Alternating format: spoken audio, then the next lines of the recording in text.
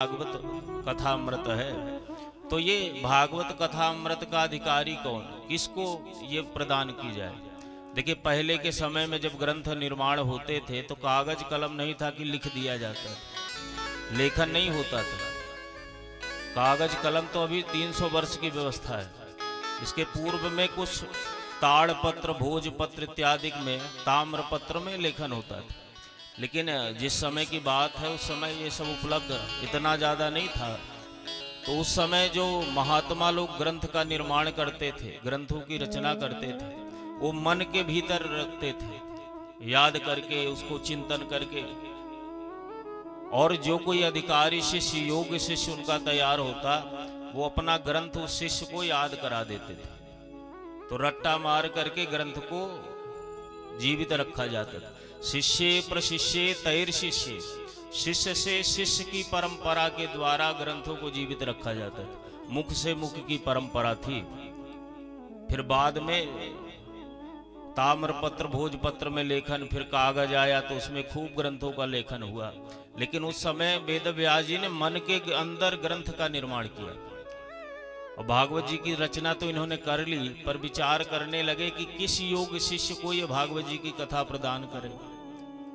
तो इनके मन में चिंतन आया कि जो मेरा पुत्र है, यम प्रव्रजन्तमनुपेतमपेत कृत्यम द्वयपायनो विरह कातरया जुहावा पुत्रेति तन्मयतया स्तरबोभिनेन्दुस् तम सर्वभूत हृदय मुनिमानतु।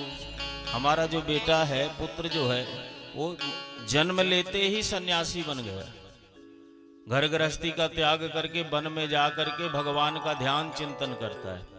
ऐसा निर्विकार, संसार की आसक्ति से, संसार के बोध से परे जो निज स्वरूप में अवस्थित हमारा पुत्र है, ये भागवत जी की कथा का पूर्ण अधिकारी है। पुत्र को याद कराना चाहिए। पर पुत्र आए कैसे? पुत्र तो समाधि अवस्था में बैठा भया है जंगलों में।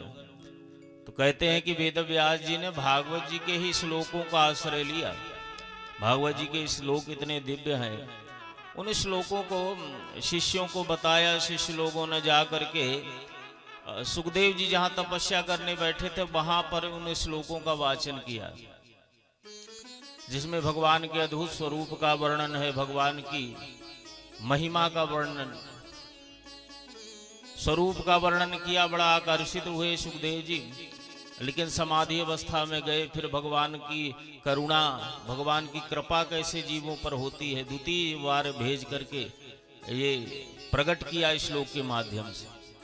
अहो वकीयं स्तनकालकूटम जिघांसया पाय यदपसाद्भि लेभे गतिं धातृचितां ततोऽन्यं कं वा दयालुं शरणं व्रजेम। देखो परमात्मा कितना दयालु कृपालु है। बकी नाम पूतना का है। पूतना भगवान को मारने की इच्छा लेकर के मन के भीतर पयोधर में कालकूट जहर लगा करके आती है मारने के लिए। भगवान इसकी गोद में गए और चिंतन करते हैं कि है तो दुष्ट हृदय की और हमें जहर पिला करके मारने आई है। लेकिन ये कृत्य ऐसा करेगी जैसा एक माँ अपने संतान के साथ करती, एक शिशु के साथ करती। वो आंचल में लेकर के पय पान कराती है अपने बच्चे को। तो भगवान ने विचार किया कि इसको मारना तो ही है, पर माँ के जैसा कृत्य करेगी तो इसको माँ की गति प्रदान करनी है। तो मारने की इच्छा लेकर के आई हुई बकी पूतना को भगवान ने माँ की गति दे दी। कम्बा दयालुम शरणम ब्रजेमा। ऐसे दयालु ब्रजराज भगवान श्री की शरण में कौन नहीं जाना चाहेगा, जो मारने आने वाली को माँ की गति दे रहे। ऐसी दिव्य करुणा युक्त श्लोक को सुनकर के समाधि तोड़ दी सुखदेव जी ने और पिताजी को प्रणाम किया, ग्रंथ की याचना की। पिताजी ने भी परीक्षण करवाया इनका जनक जी से, और परीक्षण करने के पश्चात यह दिव्य ग्रंथ श्रीमद् भागवत सुखदेव जी को प्रदान किया। सुखदेव जी ने यह पावन कथा परीक्षित जी को सुनाई। कब सुनाई, कैसे सुनाई, तो उसमें महाभारत का प्रसंग का चिंतन करते हैं सूत जी, और शौनकादिक ऋषियों को कथा सुनाते हुए कह रहे हैं, यदा मृधे कौरव संजयाना वीरश्वथो वीरगतिं गतेषु ब्रकोदराभिद्य गदाभिमर्शो भगनोरुदंडे धृतराष्ट्रपुत्रे। धर्म का आश्रय है, परमात्मा का साथ है, भगवान का भरोसा है, इसलिए पांडव विजय श्री की प्राप्ति करते हैं महाभारत युद्ध में। अधर्म युक्त है कौरव, साथ में बहुत बड़ा सहयोग, भगवान की नारायणी सेना कौरवों के पक्ष से लड़ती है, लेकिन अधर्म आश्रित है, भगवान की बात नहीं मानते, जिस वजह से कौरवों की पराजय भई। 100 भाई थे, सबके सब मारे जाते हैं, और 5 भाई पांडव भगवान के आश्रित होकर के भगवान के संरक्षण में युद्ध पर विजय प्राप्त करते हैं। युद्ध का जो अंतिम निर्णय भया वो दुर्योधन के युद्ध के साथ भया। भीमसेन और दुर्योधन का गदा युद्ध हुआ भगवान के निर्देशन में। भीमसेन ने जंघा तोड़ी दुर्योधन की। रात्रि का समय हो गया, धूल धूसरित पड़ा हुआ है रणभूमि में, दुर्योधन मृत्यु की प्रतीक्षा में।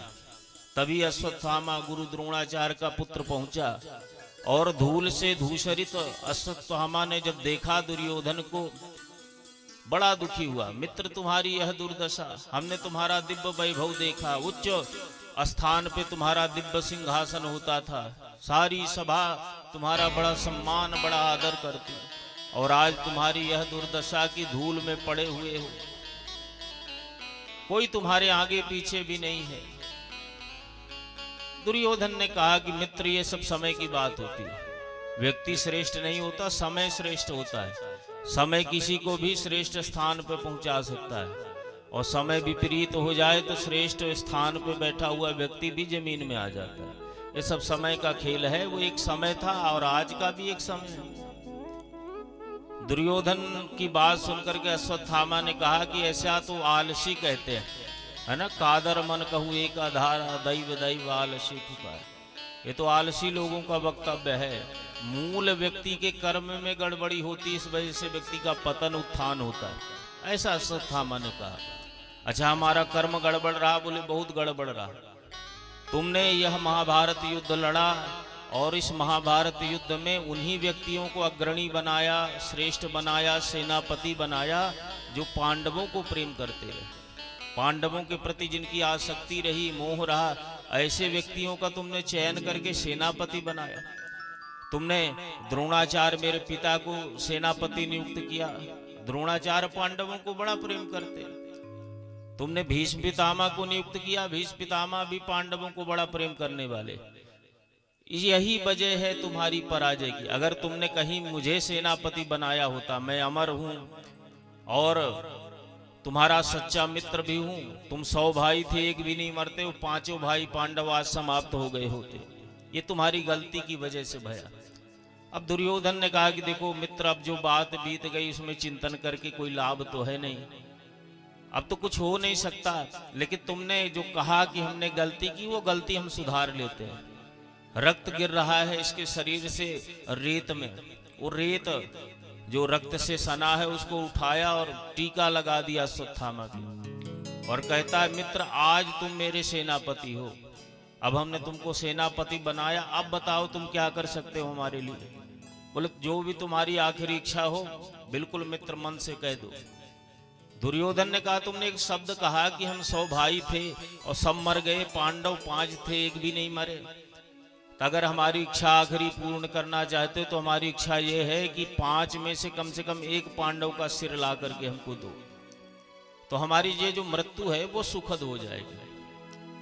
अश्वत्थामा रात्रि का समय हो चुका है, हाथ में तलवार लेकर के पांडवों की शिविर की ओर चल देता है। दूसरी ओर पांडव शिविर में एकत्रित हैं, बड़ा प्रसन्न हैं, भगवान से प्रसन्नता व्यक्त करते हुए कहते हैं माधव आपकी कृपा से हमने युद्ध जीता। भगवान ने कहा ये सब भगवान की कृपा है, भगवान की कृपा से तुमने युद्ध जीता। भगवान ने कहा नीति कहती है कि विजय की पहली रात में सोना नहीं चाहिए, और धर्म कहता है कि भगवान की कृपा से तुमने युद्ध जीता है तो कम से कम आज के दिन धन्यवाद करो भगवान का, आज की रात्रि जागरण करो, भगवान की पूजा करो, उनका धन्यवाद प्रस्तुत करो। और नीति युद्ध की ये कहती है कि विजय की पहली रात सोना नहीं चाहिए। क्यों भाई? युद्ध हुआ तो कई सैनिकों के हाथ पांव, किसी का मुंह, कोई अधमरा है, कोई किसी भी प्रकार से मूर्छित पड़ा भया है। अब उसको अपार क्रोध होता है शत्रु सेना पर, क्योंकि उसका अंग भंग हो चुका है अधमरी अवस्था में। उसको चेतना आ जाए, रात को पता चले, निश्चिंत होकर के जीता हुआ पक्ष सो जाए और जाकर के गर्दन काट ले सबकी। तो इसलिए विजय की पहली रात में विजयी सेना को सोना नहीं चाहिए, सचेत होकर के रहना चाहिए, ताकि कोई मूर्छित सैनिक प्रहार न कर पाए। ये भगवान ने युद्ध नीति बताई। तो क्या करे? बोले चलो मंदिर में किसी देवालय में भगवान का धन्यवाद करके जागरण करेंगे। पांडव चल दिए। पांडव के बेटे हैं जो पांडवों जैसे दिखते 5, भगवान ने इनको भी इशारा किया, इन्होंने मना कर दिया। देखो 18 दिन का युद्ध चला और 18 दिन युद्ध करके हम थके हुए हैं। अब भगवान की कृपा रही, हमने युद्ध जीत लिया। जब जरूरत थी भगवान की पूजा करते रहे, अब जब युद्ध जीत लिया तो भगवान की पूजा की जरूरत क्या है ना? तो इसलिए अब भगवान की कृपा है, हमने जीत लिया, अब हम सोएंगे आज की रात्रि, कल होगा जो होगा। मना कर दिया, गए नहीं। भगवान ने कहा कि कोई बात नहीं, आप सब चलो। तो पांडव जब चले गए तो पांडव के जो बेटे हैं, पांडवों की अब सैया खाली है, तो उन्हीं सैया में सो जाते हैं। अश्वत्थामा रात्रि के समय पहुंचा और भ्रम हो गया इसको, पांडवों की सैया में पांडव बेटे लेटे भये हैं, पांडवों के जैसे दिखते हैं, और रात्रि का समय है। 5 की गर्दन इसने काट ली, एक पोटली बनाई और ले जाकर के दुर्योधन के सामने रख दिया। मित्र, तुमने एक के लिए कहा, हम 5 की गर्दन ले आए। दुर्योधन को बड़ा अचंभा लगा कि बड़े बड़े वीर जो कार्य नहीं कर पाए, ये मंद बुद्धि वाला व्यक्ति कैसे कैसे ऐसा कर सकता है। अच्छा तुमने 5 का? बोले हाँ, 5 की गर्दन लेके आए, विश्वास नहीं तो देख लो। तो दुर्योधन के पास ले जाकर के रखा। दुर्योधन ने एक मस्तक उठाया और मस्तक उठा करके जैसे ही दबाया तो बालकों का कोमल मस्तक, भीतर से उसका जो मांस कपास है सब बाहर आ गया। दुर्योधन बड़ा दुखी हुआ और कहा, मूर्ख, तूने पांडव नहीं, पांडव के पुत्रों का वध कर दिया। ये पांडव नहीं है, उनके बेटे हैं जो उनके जैसे दिखते हैं। बड़ा दुखी होकर के दुर्योधन शरीर का त्याग करता है और कहता है कि तूने हमारे वंश में हमको पानी देने वाला तक नहीं छोड़ा, तूने हमारे सारे वंश का नाश किया है। बड़ा दुखी दुर्योधन शरीर का त्याग करता है। दूसरी तरफ अश्वत्थामा अपना प्राण बचाने के लिए भागने लगता है। भाई पांडव अगर जीवित है तो हमको छोड़ेंगे नहीं, ऐसा इसके मन का चिंतन है। श्री सूत जी कहते, शौनकादिक ऋषियों, जब भगवान दूसरे दिन पांडवों को लेकर के शिविर में पहुंचे तो जिन बच्चों को हंसता खेलता छोड़ करके गए थे शिविर में 5 को, वो 5 का धड़ पड़ा हुआ है, गर्दन है ही नहीं, रक्त रंजित बिस्तर पड़े हुए। पांडवों का हृदय विदीर्ण होने लगा, छाती फटने लग गई, अत्यंत शोक संतप्त भये पांडव। और माता शिशूनां निधनं सुतानां निशम्य घोरा परितप्यमाना तदारुरदबाष्पकलाकुलाक्षी तां सांत्वयन्नाह किरीटमानी। माता का तो अत्यंत दुख से जो अवस्था है बड़ी दयनीय बन गई। विलाप करती हुई भूमि में मूर्छित होकर के द्रौपदी गिर जाती है। देह की शुद्धि बुद्धि नहीं रहती, बेशुद्ध होकर के अश्रुपात करती हैं द्रौपदी। ऐसी दुखमयी अवस्था भई द्रौपदी की कि इसको देख करके पांडवों को और ज्यादा दुख होने लग गया। ताम सांत्वयन्नाह किरीटमाली। अर्जुन द्रौपदी को पकड़ करके सांत्वना देते, कहते हैं देवी तुम शांत हो जाओ, तुम क्षत्रियाणी हो, तुम्हारे हृदय में धैर्य होना चाहिए, ऐसे तुमको विह्वल नहीं होना चाहिए। अब बताइए, जिस माँ के 5 बेटे समाप्त भये हो, ऐसी माँ को धैर्य कहाँ? अर्जुन ने प्रतिज्ञा की, हमारे बेटों को जिसने भी मारा है मैं उसका वध करूंगा, द्रौपदी तुम चिंता मत करो। भगवान के पास जाकर के अर्जुन कहते हैं कि गोविंद, हमारा रथ तैयार करिए, हमको ले चलिए, जहां भी हमारे बेटे का हत्यारा है चलिए आप। भगवान तुरंत रथ तैयार किए और रथ तैयार करके चल दिए। और जैसे ही कुछ दूरी पर पहुंचे तो अश्वत्थामा भाग रहा था प्राण बचा करके। भगवान ने इशारा किया कि बस यही है। अश्वत्थामा ने देखा कि अर्जुन हमको पकड़ने के लिए, मारने के लिए आ रहा है, तो अपनी आत्मरक्षा के लिए विचार किया कि ये बहुत बड़ा धनुर्धर है, इसके सामने ऐसा वैसा कोई अस्त्र चलाएंगे तो इसने अपनी आत्मरक्षा के लिए ब्रह्मास्त्र चला दिया। अर्जुन अस्त्रों के जानकार हैं, इन्होंने जब देखा कि हमारी तरफ ब्रह्मास्त्र आता है